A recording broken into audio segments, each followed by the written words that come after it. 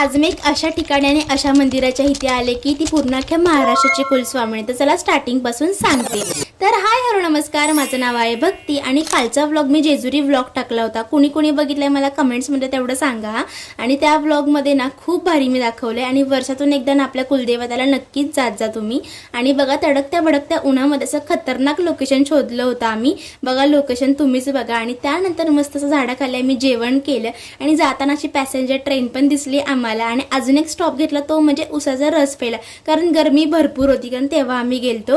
आणि मग फायनली आम्ही तुळजापूरमध्ये पोहोचलो. किती पॉझिटिव्ह वाईब्स झाल्यात तुम्हीच बघा या व्हिडिओमध्ये.